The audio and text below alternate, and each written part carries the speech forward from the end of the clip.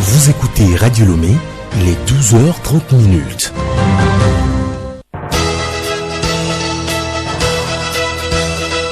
Le journal Bénédicte Kanda. Merci de nous rejoindre pour le journal. Madame, Monsieur, bonjour. Voici les titres.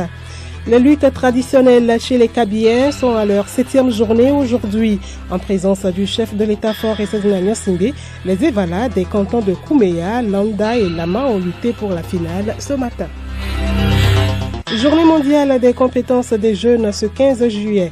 Une occasion pour rappeler l'importance d'améliorer les compétences des jeunes pour leur intégration sur le marché du travail.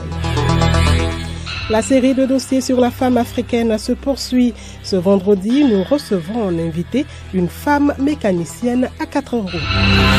Et puis sport football, Edmond Apeti Kaolo, alias Dr Kaolo, reste toujours vivant dans les mémoires des Togolais et surtout de l'étoile filante. Un tournoi à 8 est en vue pour lui rendre hommage.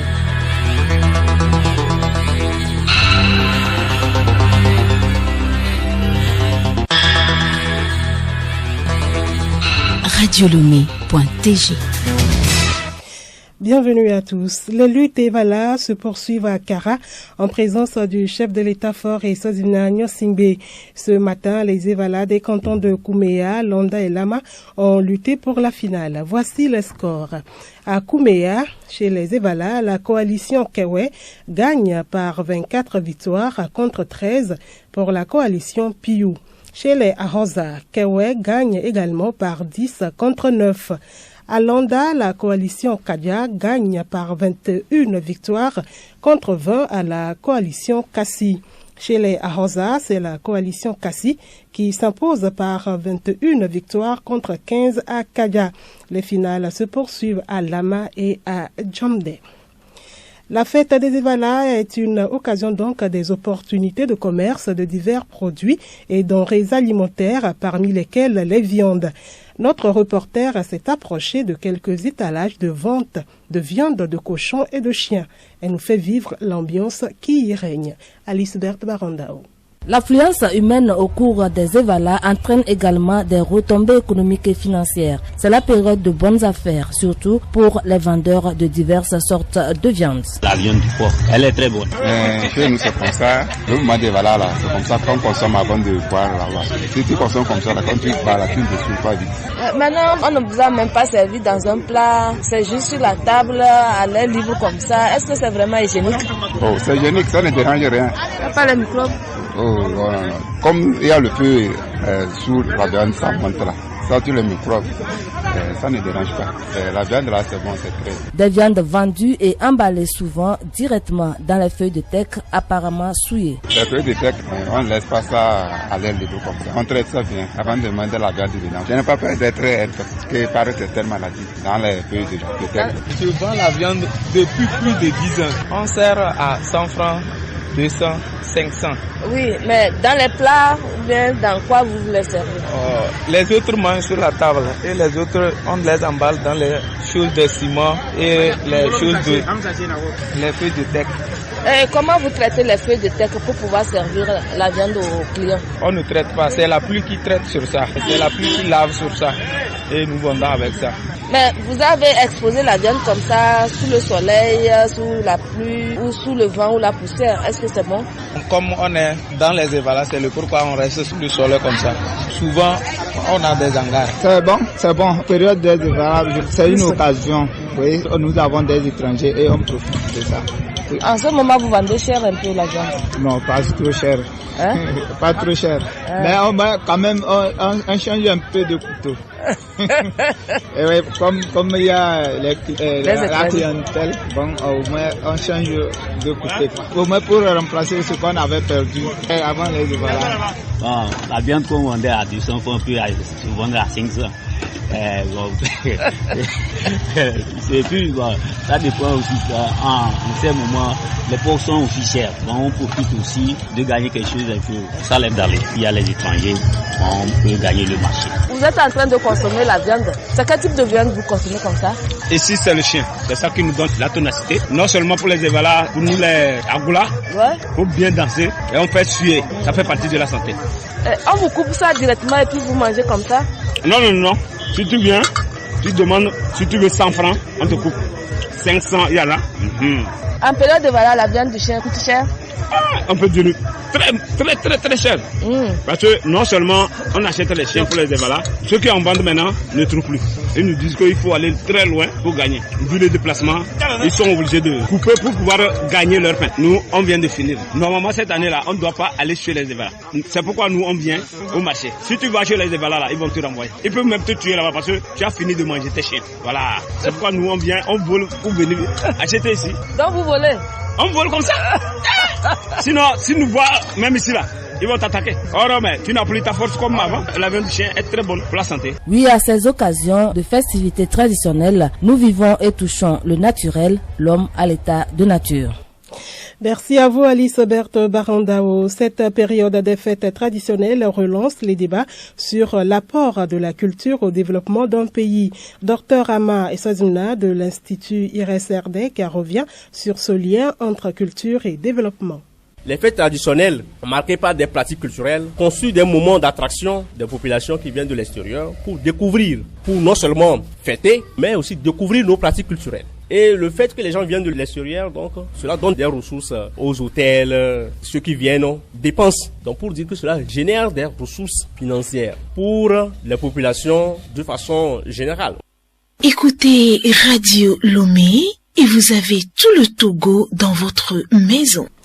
La suite de ce journal, les forces armées togolaises ont rendu public hier les conclusions de l'enquête sur l'explosion dans le village de Marba, dans la préfecture de Tone. Les FAT regrettent d'avoir confondu un groupe de personnes à une colonne de terroristes en mouvement. Elles renouvellent leurs sincères condoléances aux familles éplorées en souhaitant un prompt rétablissement aux blessés.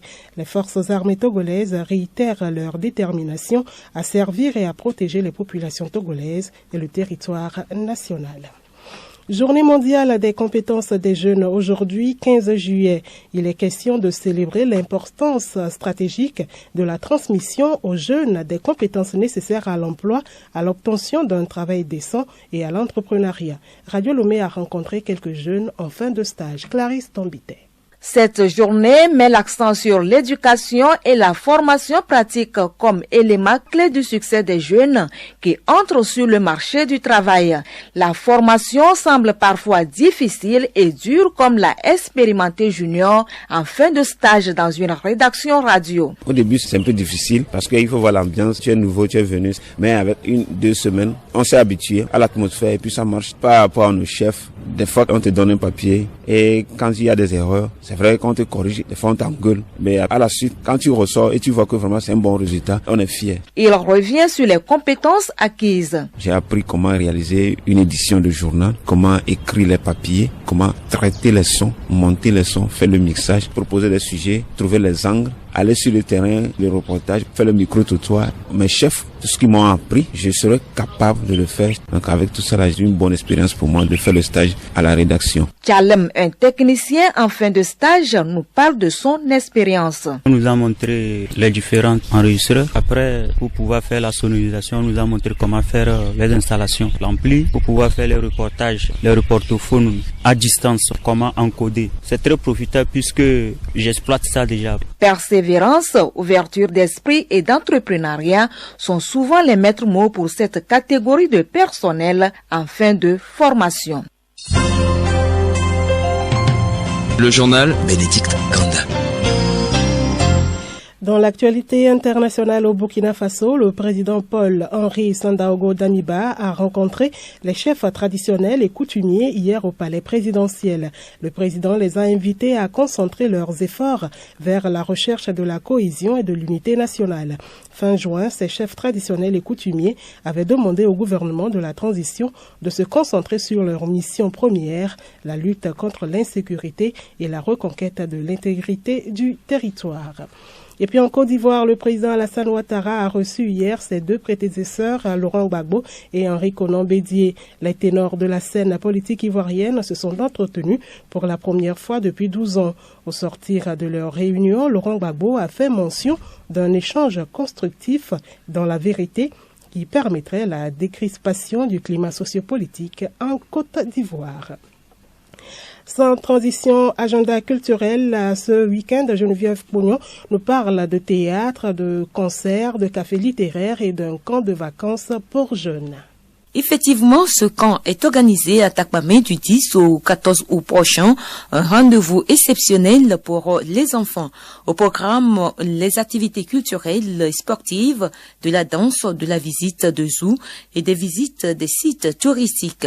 Parlons littérature, le livre du mois, Lèvres éphémères, tome 1 de l'écrivain togolais Aïdo Savi, fait l'objet d'un café littéraire le 29 juillet prochain au Goethe-Institut à partir de 18h30. De la littérature à la musique, Savage Praise, c'est le nom d'un concert gospel organisé le 24 juillet prochain par Fest et Best Ministry. Ce sera à l'église internationale de louange triomphante à partir de 15h. Autre concert, c'est ce dimanche, 7 chantres seront sur scène pour célébrer les 17 ans de carrière de l'artiste du gospel Eugène Ablodevi. Ali Jazz est de retour sur la scène musicale au Togo. Il est en concert le 22 juillet prochain à partir de 19h au Palais des Congrès de Lomé. Et puis le Centre Théâtre Danse présente ce samedi 16 juillet à 20h la pièce théâtrale Notre Aujourd'hui, un rendez-vous à ne surtout pas manquer.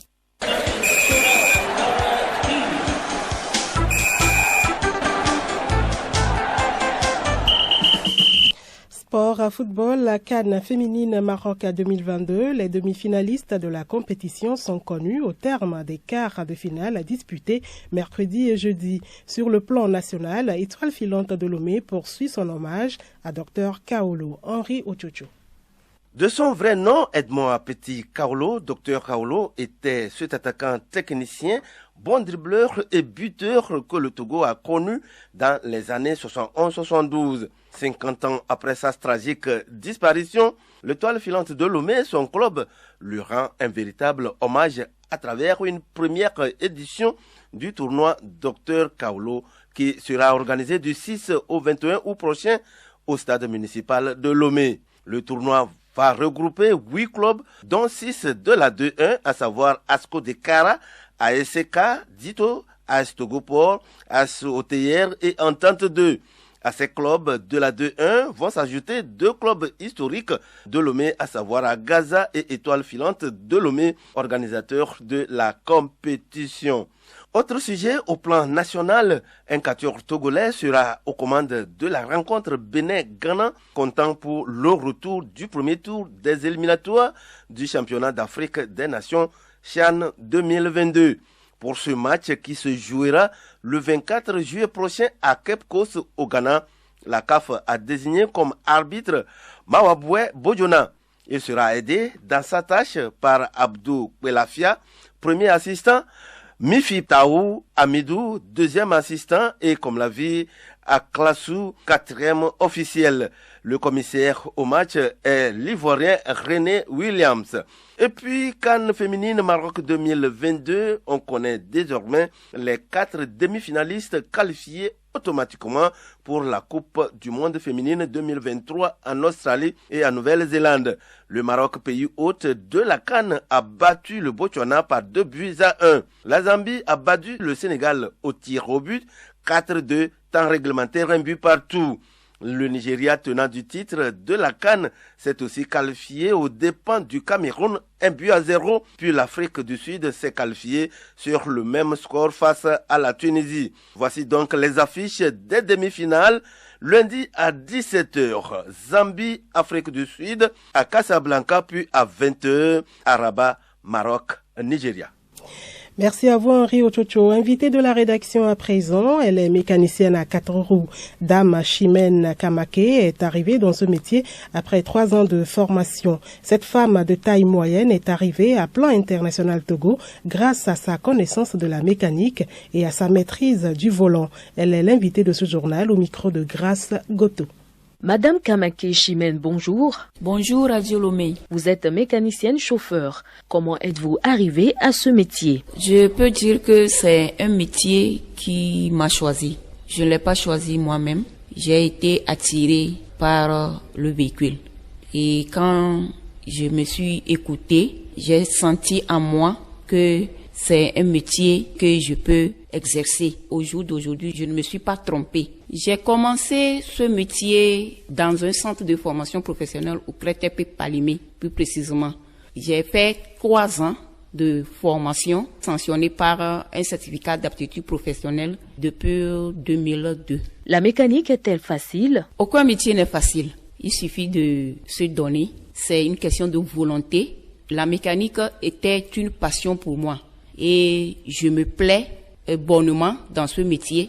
Je l'exerce et je vis de ce métier et je vis une passion. Comment êtes-vous apprécié par les femmes et les hommes qui vous voient à l'œuvre? Tantôt des admirations, c'est aussi des mauvais préjugés parce que c'est un métier qui est dit métier d'homme. Mais jusqu'aujourd'hui, j'avance parce que c'est un plaisir pour moi parce que je ne passe pas inaperçu. Quand je suis sous le véhicule ou bien je suis penché sur un véhicule en train d'intervenir, en train de réparer un véhicule, les gens m'admirent. Quels sont les défis auxquels vous faites face en tant que femme dans ce métier? Les défis sont énormes. En tant que femme dans ce métier, j'ai plusieurs responsabilités. Je suis mère, je suis femme au foyer, je dois travailler et j'assume les deux. C'est tout un emploi du temps qu'il faut vraiment dresser. Quel message avez-vous pour les autres femmes qui voudraient devenir mécaniciennes? Aux autres femmes comme moi, je voudrais vraiment leur dire que si un métier tel que le mien, être mécanicienne automobile et être chauffeur comme je le suis aujourd'hui, je travaille pour le compte de Plan International Togo, qu'elle n'hésite même pas à l'embrasser. Le sexe féminin ou masculin ne constitue aucune barrière pour un métier quelconque. Madame Kamake Chimène, merci. Merci Radio Lomé. L'information insolite pour terminer. Au Tchad, un homme se fait passer pour mort pour fuir les charges d'une grossesse. Le couple avait des difficultés pour joindre les deux bouts et l'évolution de la grossesse de la femme lui faisait peur. Un grand matin, le sieur disparaît de la maison sans donner de ses nouvelles. Après plusieurs mois de recherche, la dame finit par apprendre de la bouche de son beau-père le décès de son mari. Abandonnée avec son nouveau-né, la jeune dame se lance dans la vente à la sauvette et tombe un jour nez à nez avec son conjoint dans un bar en compagnie d'une femme. Surpris lui aussi de voir sa femme, le bon vivant prétend être un fantôme.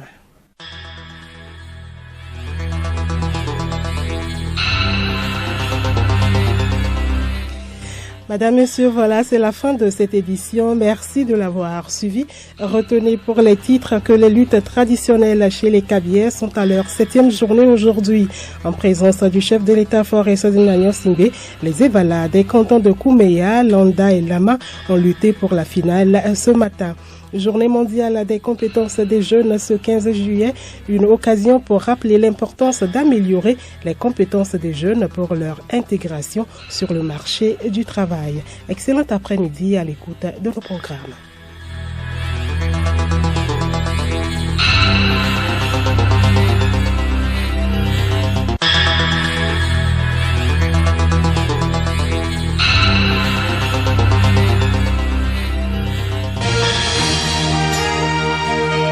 Radio Lomé, boîte postale 434, email radiolomé@radiolomé.tg.